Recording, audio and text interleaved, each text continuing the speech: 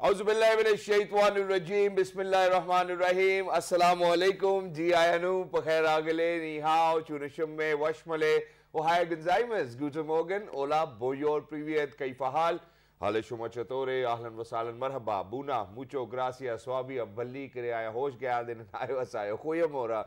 And thank you very much everybody for tuning into PTV World. You certainly watching World this morning.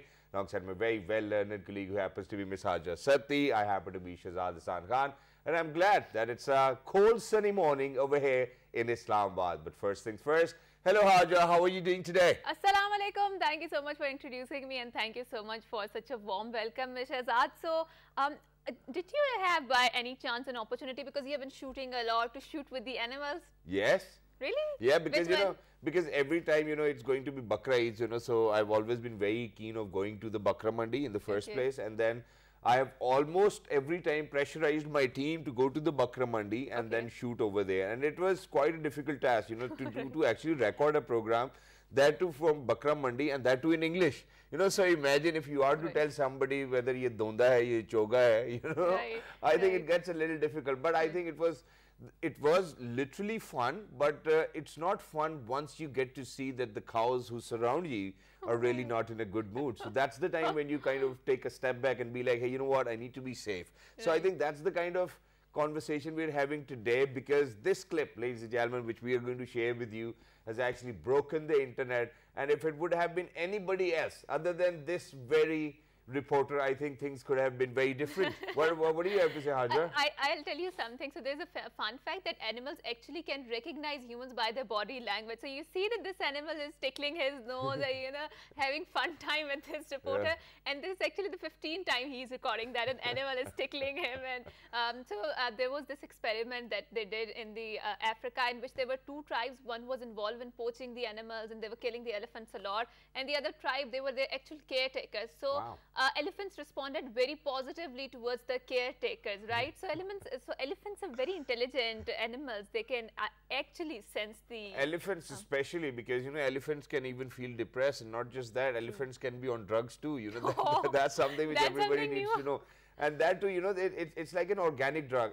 It's found on trees, and then they feel high too. So elephants, ladies and gentlemen, are really very smart. But while looking at this clip, the only thing I could remember was, I could actually reflect upon this by thinking that, my daughter does the same at times, So whenever she's sleepy, she'll put her her hands on my face, probably somewhere, poke my nose too as well. Then I have to tell her, baby, you need to calm down and sleep, it's all right. So it was a fun element, we wanted to actually start our mornings on such a rejuvenating note. Right, wonderful. So I remember that I once went to a U Park, because when I was in the undergraduate, we were doing a project on the marketing, and we had to take the picture of the animals there. There's a zoo inside there, right? In a U Park?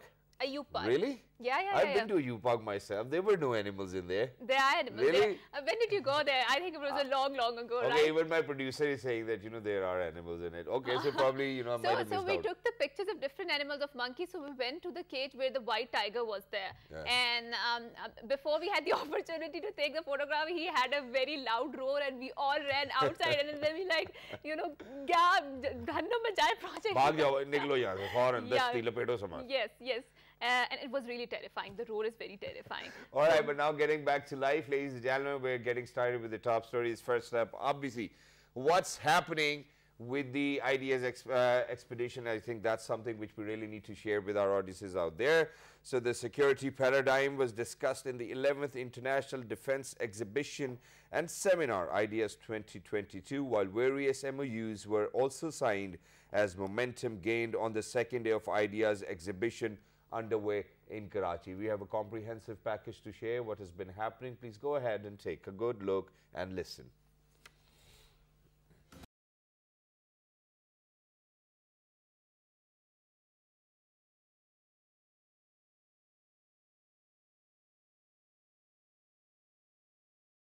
The second day of Ideas turned to be a jam-packed day as many military personnel delegation visited various stalls and intended to formalize defense-related buying and selling pacts. On the other hand, in seminar session, it was a day of Pakistani defense analysts who spoke the audience in detail on security paradigm and smart media monitoring and analytic system for defense. Addressing the seminar, Lieutenant Colonel Ghulam Murtaza, Squadron Leader Javeria Farooq, Dr. Adnanul Hassan, and other security experts emphasized that your security depends on your strength in all dimensions. While security paradigm has shifted to artificial intelligence, proper and relevant required data acquisition and technological advancement in defense system. Meanwhile, as the second day of 4-day event concluded, visitors thronged to several stalls and got acquainted with their desired sophisticated armaments. So far, so good. Everything is all right, and all what we have seen up to now proves that Pakistanis, they are doing very well. Their industry is really developed, and then we have to count on them for the next century. It's my first time in this exhibition. Turkey and Pakistan like a brother. We have many times in here. We have many works in Pakistan. Pakistan Ordnance Factory, Heavy Industries Textila and other Pakistani stalls set up in exhibition area observed massive rush as foreigners and locals buyers showed keen interest in Pakistani products. Ideas is a very good platform to exhibit your products, especially in the international defense market or internationally. And here we are with the Easy Fuel Delivery System, which is IoT-based fuel delivery at the doorsteps of the customers. We are introducing our indigenously developed drones. We are getting, alhamdulillah, very good response from local and international delegates. Ideas is a very good platform where and ladies and gentlemen, obviously it's such exhibitions which make us more proud of our Pakistan Armed Forces as well. But very quickly, Haja, a quick question. Are you always, are you even into, weaponaries, ammunition, technological interventions when we talk artificial intelligence? Do you have interest in it? I think I know where you're going, but I used to have interest back ago, but that waned after some time. Where do you think I was going? Right? I wasn't going anywhere. I was just trying to ask you because a lot of people are very keen of, having weapons at home and, knowing about the latest technologies which are out there. Yeah, I mean, I'm not a big fan of weapons and arms, but I do know that they're important for our defense, for our self-defense. And talking of the self-defense, Shahzad, so it's a very politically happening, I would say, week because the Margalla dialogue is also going on there in Pakistan, in Islamabad. And Hina Rabbani Kar, who happens to be Special Representative on the Foreign Affairs, she addressed the dialogue and she talked about how Kashmir is a very pressing issue and it needs to be resolved in order to have a peace in the region. And we also have a comprehensive package. So let's have a look. The 3-day Margalla dialogue kicked off in Islamabad. The national dialogue began in 2019 to rally national and international researchers, policymakers, academicians, and practitioners to ponder on issues and bring in solutions. This year's dialogue opened with the theme Navigating the Great Power Competition, a developing world perspective. Addressing the opening session, State Minister for Foreign Affairs Hina Rabbani Kar said, world is facing two major issues, including climate change and return of great power competition, and called for collective efforts on international level to counter the existential threats. She deplored that global power struggle is entering into Asia, saying that efforts to isolate any country won't serve world's interests. Highlighting Pakistan's challenges, Hina Rabbani Kar stated that we must put premium on our interests. We must, like any other country, put the highest premium on our own interests and our stated interests. We must navigate through this complex external environment to ensure that Pakistan's sovereignty, territorial integrity and independence are fully safeguarded, and that is no different than any other country's stated policy. Afghanistan has played a major role, consumed a lot of our time, our attention, our resources. We are all very aware of that. India and its emerging drift away in the last decade from the secular India that we all grew up to know, and the Jammu and Kashmir dispute remains of vital interest to Pakistan. We also And ladies and gentlemen, it obviously happens to be the third installment of the International Foremost Strategic Conference taking place, as we refer to, Margalla Dialogue 2022.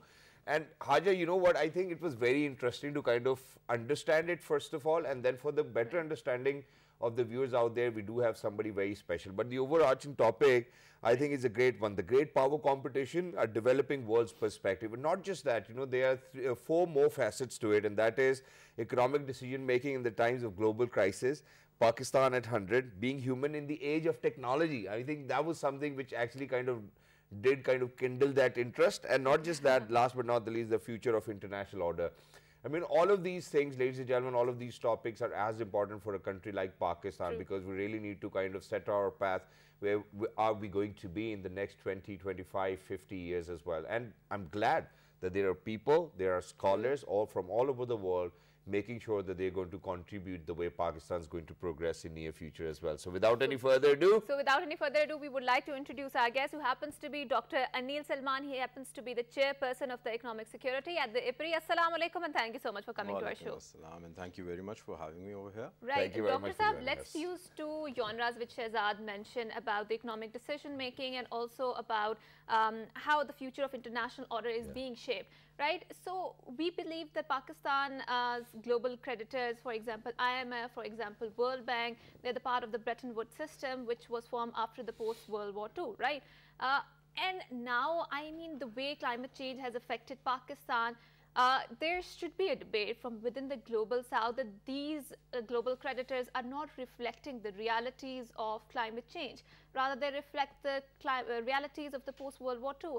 So, is there a need to rethink about these institutions or financial structures? First of all, I think we have changed the way we used to be. And after post-COVID, now it's the new normal. True.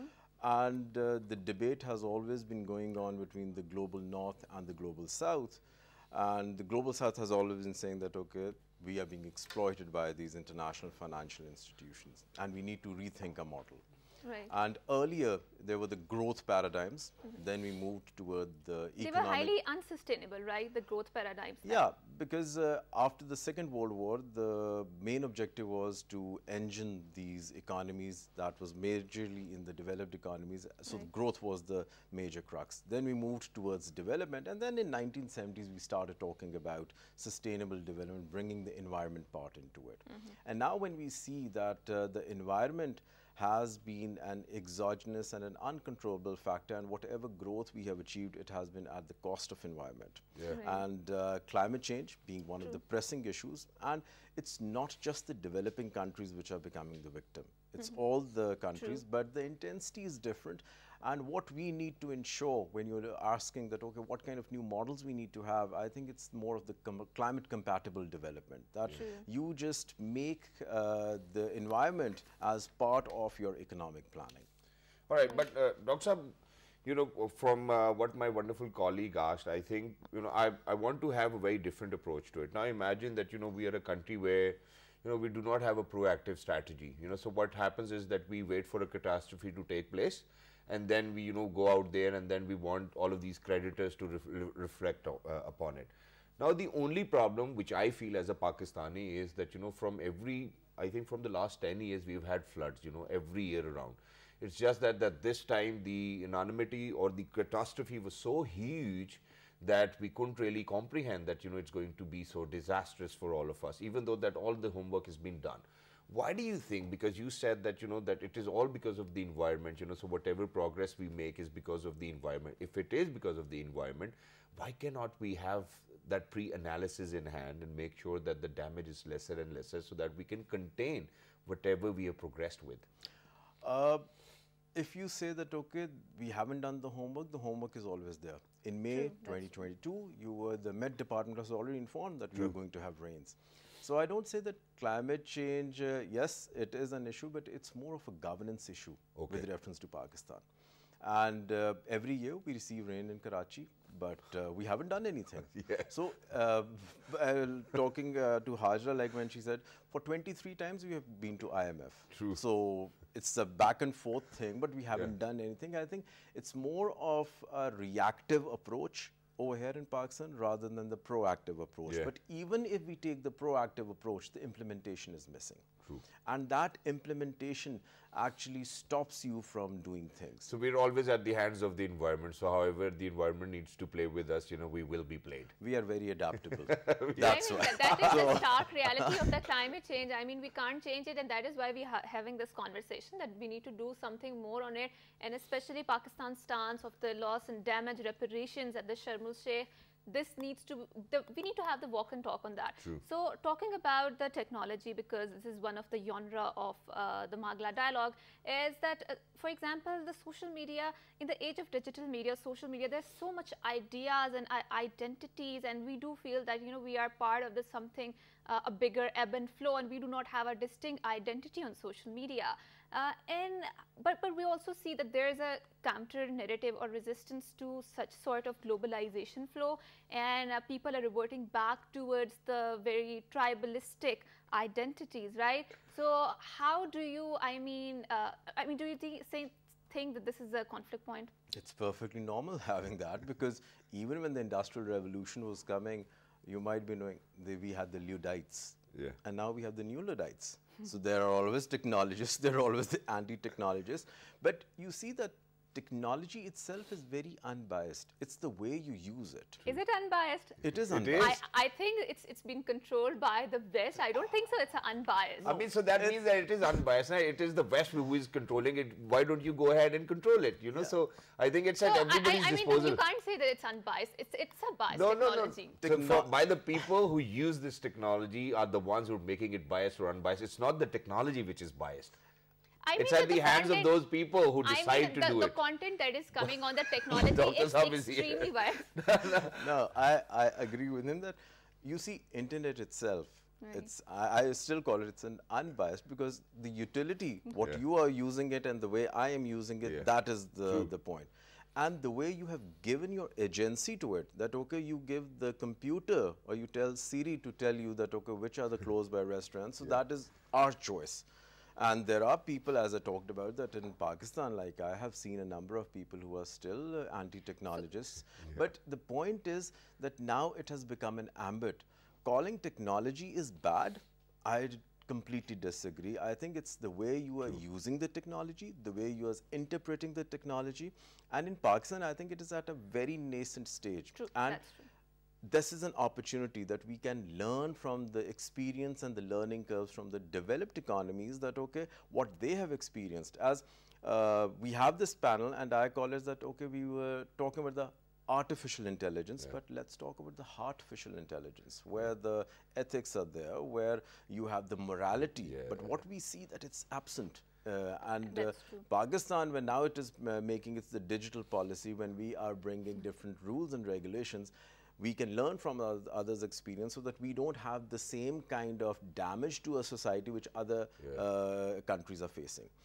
And you beautifully placed it by saying that we are at a very nascent stage as well. So now let's come down to that, because this happens to be the third time that the Margalla dialogue is taking place. So first of all, what is the agenda behind, and how do you think that, for all of those scholars who are coming in, which parts are they coming in from? And how the previous two editions were, and how is it this time around, and what are the impacts, and for whatever discussions which takes place, what happens after that? Okay, I'll give a very small example. If I have one apple and you have one apple, and we exchange, how many apples do you have? Likewise, one. But if I have one idea and you have one idea, and now we exchange them, how many ideas? Two ideas. Two ideas. So the major thinking is that, okay, let's exchange ideas. The vacuum that has been created between North and South, and we took off our discussion that, okay, the IFIs are really exploiting the developing world, but we are letting them do it. So the discourse has to be generated, a narrative has to be generated, what Pakistan feels about the new world order, what Pakistan feels about technology, how other countries, other developing countries are also thinking about that perspective. This was the main idea about Margalla dialogue, that okay, let's bring all the good scholars, all the experts from all over the world, and let's sit together and think about these problems. Yes. And once you look at these problems, because Islamabad Policy Research Institute, we come under the National Security Division, and once, this is the third the dialogue that we are having, once they are documented, then we give it to the National Security Division and to the Prime Minister office that these were the outputs, and we need to look forward in terms of these outputs, just placing them into a policy And then process. for all of those outputs that you kind of make them that it reaches on to the table. It reaches up to the right person, Yeah. not on the table So to when, the right so person. when it reaches to the right person, you know, for the last two editions which have taken place, were there some points picked up from all of those dialogues which have taken place already? You see, it's an evolutionary process. The experts give their opinion, but once the policy is being made, we see that there is progression. At least the pointers that are given by EPRI, they are like considered when the policy is being made. Like recently, what we did, we had a traffic study that, okay, in Islamabad there is traffic congestion. So the policy prescriptions that was given to the government, now we see that you may have experienced that you don't find that much congestion, and there are the signals into which we Thank have God used they haven't artificial- allowed people to park outside Berry University. Yes. I think I'm glad about that. That's So, obviously. With this, I think you don't see, I call it that these are the small nudges that you don't expect that, okay, overnight something is going to be changed. But if some iota reasoning is happening in the policy process, that works out. Exactly. And we are satisfied with the way. And that's what the process is. Exactly. That you start to talk about it, and then eventually things start to evolve. Right, and debates take its own shape. So how does Pakistan feel about carving its own identity in a very increasingly multipolar world order? We already have one, I think. We already have one. I mean negotiating its identity in a multipolar world. I'm sorry. Unipolar meaning? No, let's make it a personal branding. Yeah. How Pakistan, because in the top branding ranking, Pakistan is not there. But if we look closer, Pakistan do have an identity, but it needs some tinkering the way the West thinks about it. Still? And yes, still. And right now it's the new Cold War, that's the jargon we are using with the Russo-Ukraine crisis, with what is happening in India, with the US-China. So I think the world is evolving into a very different mix. And if we project something, there's going to be a procession of recession. You started off with the elephant video, and I was thinking that, okay, we have so many animals, like now we have the black swan events over here in the economies. Like you don't know, we never knew that the Russo-Ukraine war is going to happen. Yeah. We never knew 9/11 is going to happen. We never knew Harry Potter is going to make these. So when the probability of these events is absolutely zero, those are the black swan events. True. But on the other side, the interesting part is, which I work on, that we have the grey rhinos. And the grey rhinos, you know something is happening, but we don't do anything about it. That is the climate change.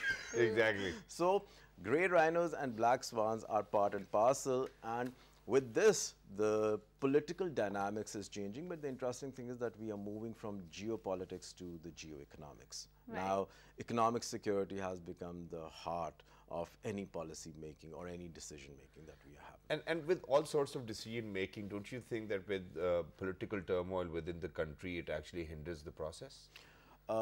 Yes, but then you have to see, like recently when we talked about, let's have charter of economy. It's more or less that even if there are political disturbances, it doesn't stop the economic activity. So we need to have we need to build a consensus on economy that no matter which political party comes, but it should not create a friction for the economic progression. Exactly. So let's go through it one by one. You know, first up, because the overarching topic was the great power competition and developing world's perspective. What is Pakistan's developing world's perspective?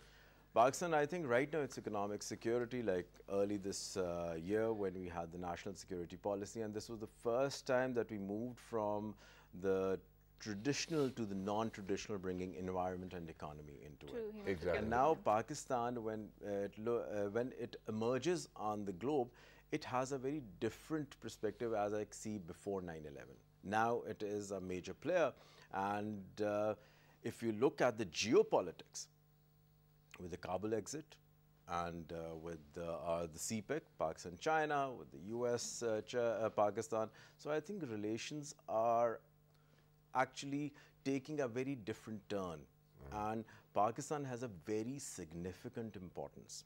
But what is happening in the West is that we feel that Pakistan is losing its importance. But I think with after COVID and after 9/11, Pakistan has a very strategic importance, and that's what we need to tell the world, that okay, it's still very significant. How so? The reason is that if you see that after US exit from Kabul, in the capital, the recent Biden national security policy, Pakistan is nowhere. True. But if you look at the true political equation, I mean, we can't totally ignore that equation, because I do feel that Pakistan got F-16s from the US, right? So it is still there in the US foreign policy calculus, not that important, but I mean still there. But if I am meeting you daily and then I meet you after 5 years, how do you see the frequency? Yeah, true. And then you say that, okay.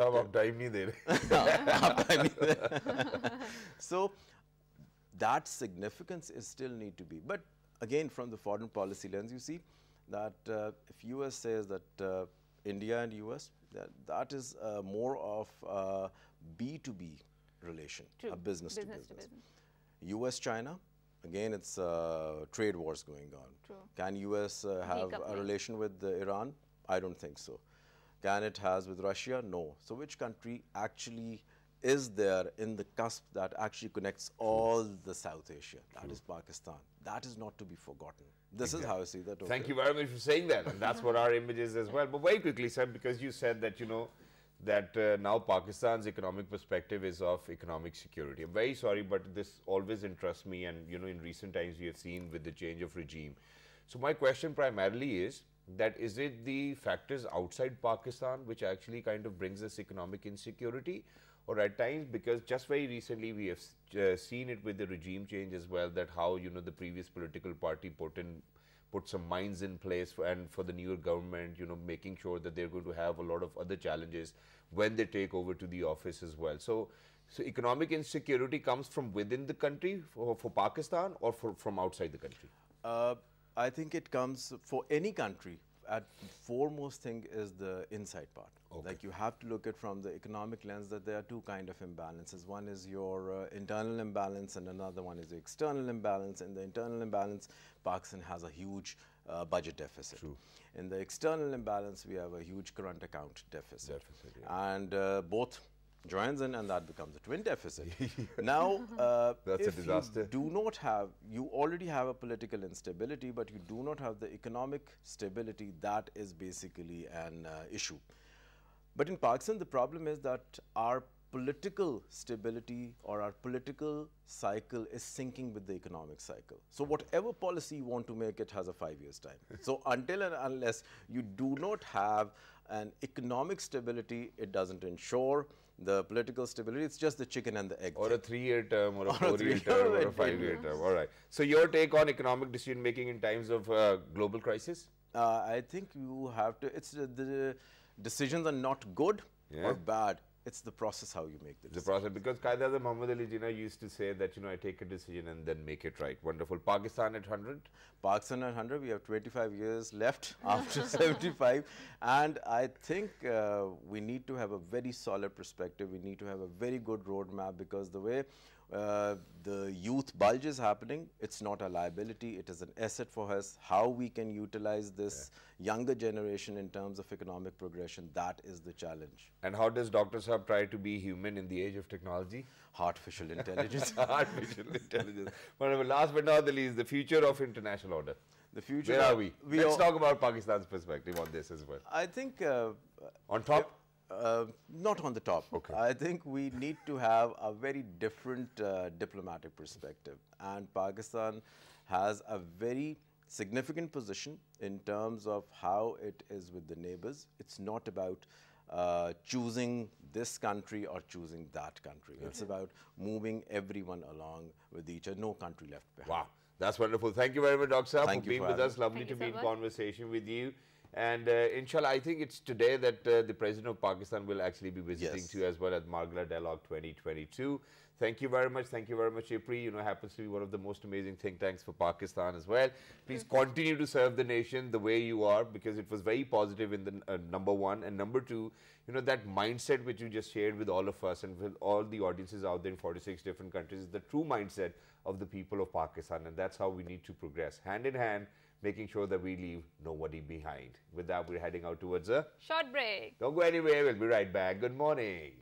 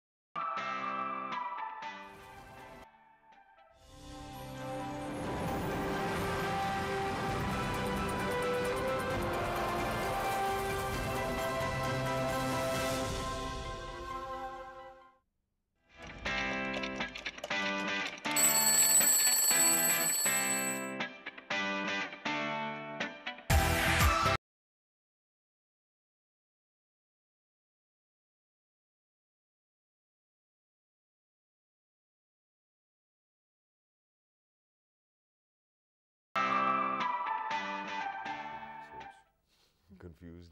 Welcome back, and we were talking about how the economy intersects in the 21st century with the international world order and the changing realities of the climate change. So Shehzad, COP27 is happening at Sharm el-Sheikh, and we've seen that Pakistan's pavilion has elicited more engagements because of the fact that Pakistan was swept by a creeping floods, in which 33 billion people were actually drowned.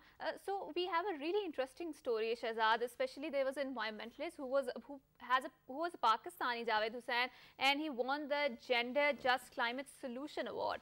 And he pushes for social climate justice for women cotton pickers. And you know what? Pakistani environmentalist Javed Hussain won the Gender Just Climate Solution Award during the climate conference COP27 in Egypt. He's the first Pakistani to have received the award. And Hussain secured the honor for the project titled Advancing the Labor Rights of Women Cotton Pickers in Pakistan, Hajra. Oh, wonderful. So I think when we went to DI Khan, especially to report on the floods, we have seen that how climate change was interacting at the gender injustice there, especially because women were disproportionately affected by the floods. They were the cotton pickers. They were mostly engaged in the agriculture sector there, and it was all swept away by the sweeping floods. Exactly, which is why the environmentalist actually, because he hails from Hala and has actively worked on the impact of climate on women cotton pickers in Mitiari and other parts of Sindh province, which is one of the most flood affected districts in the province as well. And Hajar, do you know that a total of 259 organizations from 119 countries, including Pakistan, submitted their applications for the awards, and only 3 were awarded during the ceremony on Monday. Wow. Oh, wow. I didn't know that.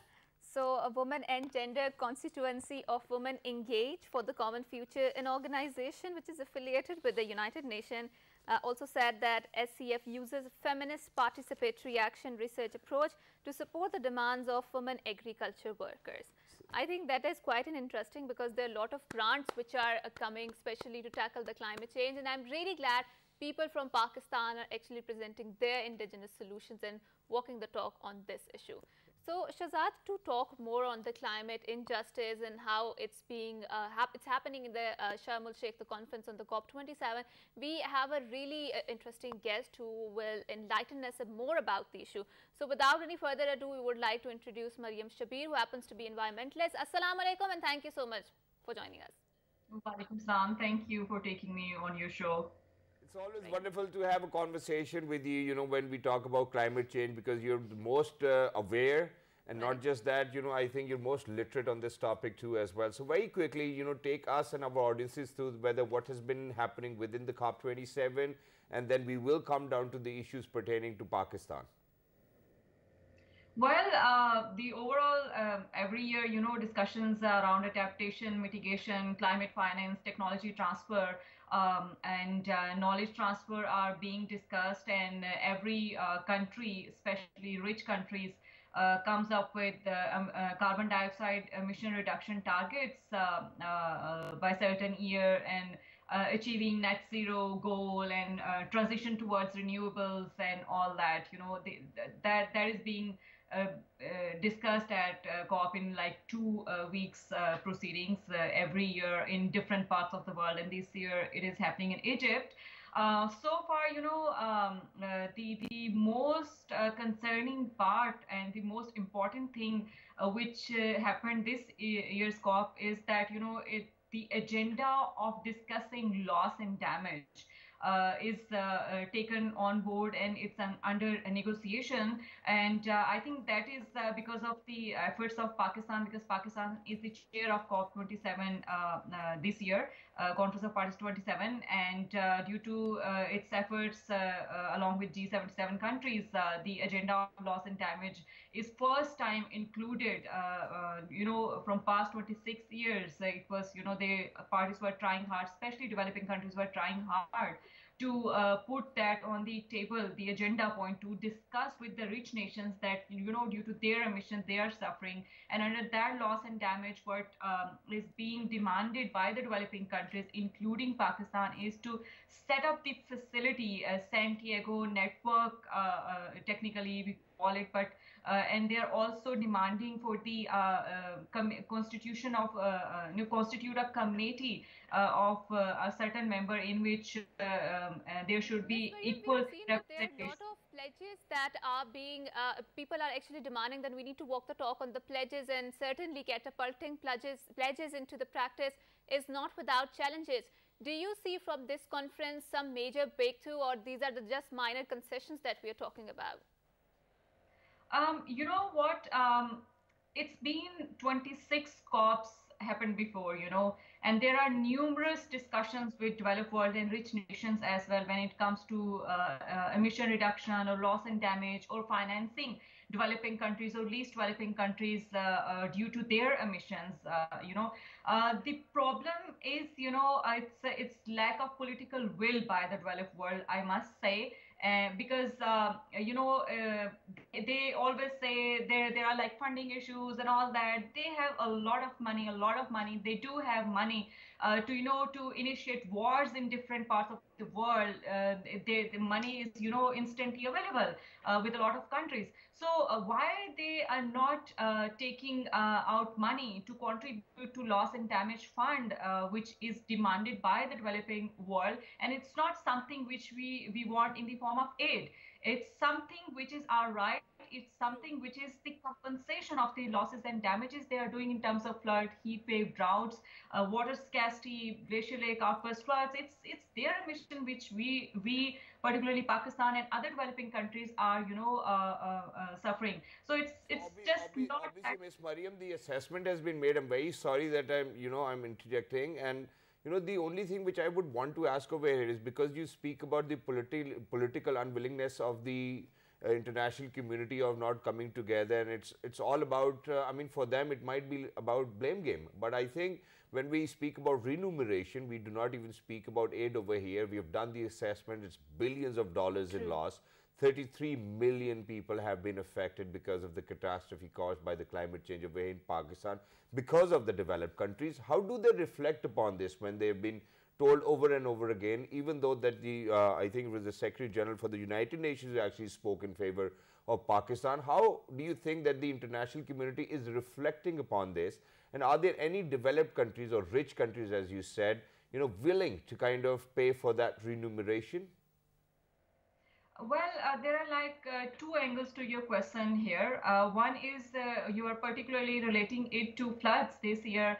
And one of the problem in Pakistan is that, previous governments had some issues with INGOs and different institutes over here, international organizations over here, which different governments have made them to let go. Some were really important to let go due to some issues, but some were not that much controversial, and they were let go like anything. So when internationally, when there is such kind of disaster, if they are trying to help, they do help through their organizations if they are based in Pakistan. So some of the organizations over here are missing, which we need to work and I think do meetings and develop guidelines if you have any issues or partnerships and all that. But when it comes to loss and damage fund or climate fund, earlier what they have been doing is to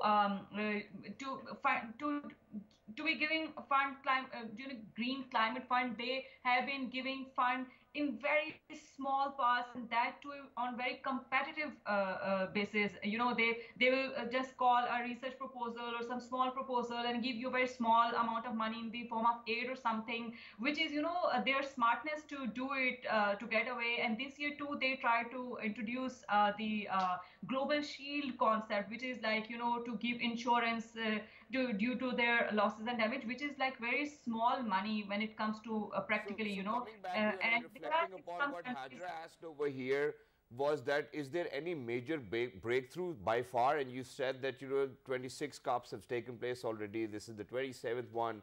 Are we hopeful that any major breakthrough is going to come in for Pakistan? Because we're not asking for aid. We're asking for a repair cost because the damage was because of the international community. Or maybe we can put it something like that. So, for example, there was a research which focused on having a green Marshall Plan.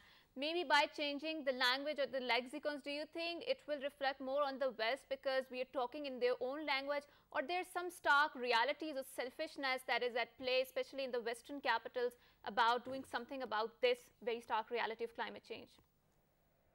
I think when it comes to science, it's very clear, and climate change is hitting each and every region, be it developing countries or the developed world. But the difference which makes us most vulnerable is the lack of resources or capacity, you can say, and our geographical location.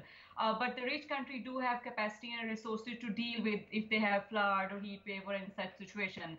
But what they don't understand is that what stays in Pakistan or any developing countries would not stay here, but it's going to impact them as well. And I think as far as the hopes are concerned, there were some hopes in the beginning of this week when negotiations were going on, but now we see a kind of opposition by the rich countries, and it's uncertain to actually say what would be 100% result, because at the end of this week the negotiations would be announced that whatever parties have agreed upon. But G77 plus China bloc, which also have like Pakistan in that as well. Pakistan is the chair of this year, as I mentioned earlier. So this bloc is very determined. It's together, and they want loss and damage facility, and they want all its guidelines and everything, and board members and committee by March, and they want that to put that in agenda so that they can meet again in March and finalize by then. Because by making loss and damage facility and Santiago, by operationalizing Santiago network, what would be benefit to the developing countries and least developing country would be that we can make them accountable on legal basis. That's why they are trying to getting away rich country. They are trying to block those negotiations. They are trying to give different ideas. But this year, G77 plus China are really united together, and their voice is one that no, we really want loss and damage facilities. So let's see what happens by the end of this week. All right, sure, and we are certainly waiting for that as well. But you being an environmentalist, there's one more question which I would certainly want to ask you as we go out in 47 different countries, and that is, how do you think that you can gauge the determination of Pakistan's government in making sure that they bring forward all of those issues which have caused such a catastrophe over here in these times of distress in Pakistan? Were you able to do that? Were you able to gauge their determination? I think the delegation in Pakistani pavilion over there in Egypt, it's doing wonderful job this year, and unfortunate floods which already kind of set the tone for Pakistan before even COP as well, when UN Secretary General also visited, and the presser which was given by the Prime Minister Shehbaz Sharif on first day of COP was also to set the tone and to give the message. And every person over there, whoever is with the Pakistani delegation or who is Pakistani but not part of the official delegation, they are, kind of amplifying their voices. They are supporting our government over there, and they are pushing negotiators over there to do something in our favor. And I think they have done wonderful job, and they have given the message to the world and to the international media as well about our sufferings and the amount we need as per estimates of the World Bank, which is like $30 billion to deal with floods, but $100 billion per year to for needed for rehabilitation and to invest in health sector and everything. And I think they have given very clear message. They're very clear in demands. They're very clear in spreading messages. That's really true. And Shahzad, matter of the fact is that Pakistan Pavilion has a very interesting project called Living Indus, in which they are making sure that the Indus, which is such an ancestral sort of a river or a tributary, is providing for us, and we need to make sure that it's not too over bloated, that it submerges our land, or not too much shrink that we do not get water. So let's walk us through the food insecurity that is caused because of these flooding, and how to climate proof our economy. I think when it comes to climate change, it's just not food security, it's cross-sectoral issue. It is related to your health sector, it is related to your food sector, it is related to, you name any sector, transportation sector, everything is impacted by this.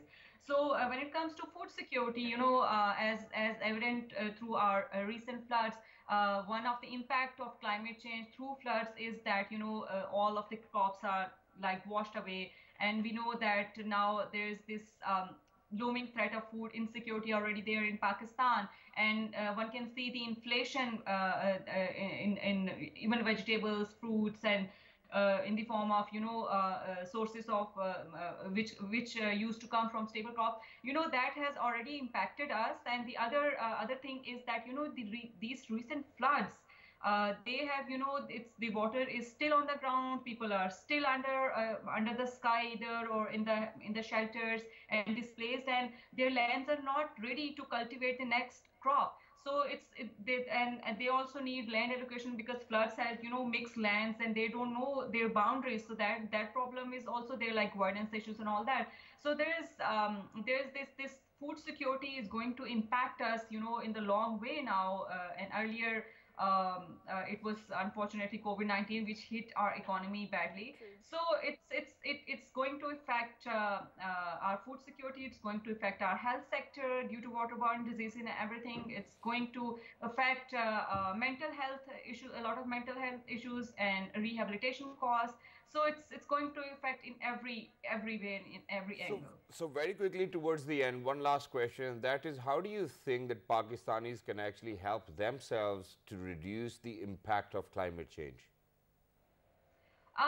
Well, the best way is to follow the indigenous people's solution. Try to take out solution from grassroots level instead, making policy by sitting in Islamabad and then telling people in different provinces or at different district level or even at village level or city level. So I think capacity building of locals is very important, so that whenever there is disaster, they are prepared to deal with, because on ground they have to help each other. And youngsters can play a part in that, but they also need training, and training needs resources. One thing is that, and second is that climate change is already there around the world and also in Pakistan, and there is no other way but to adapt and to do mitigation. So for adaptation, there are like different resources should be put in place, not only at provincial level, but also at district levels as well. And each and every person, there can be like a lot of steps which can be taken, but to begin with, capacity building and adaptation measures are really the way forward. That's really very true.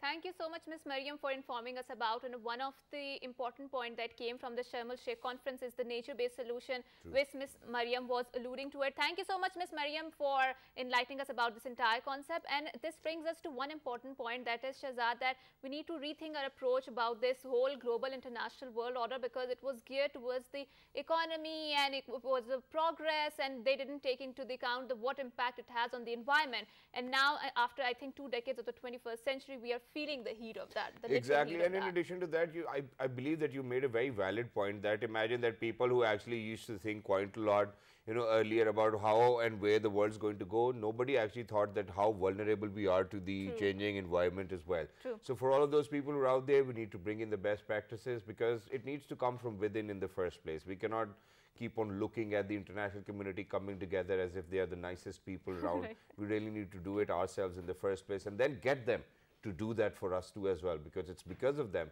that we are going through such a catastrophe. Till the next time, look after yourselves. 1, 2, 3. Good morning.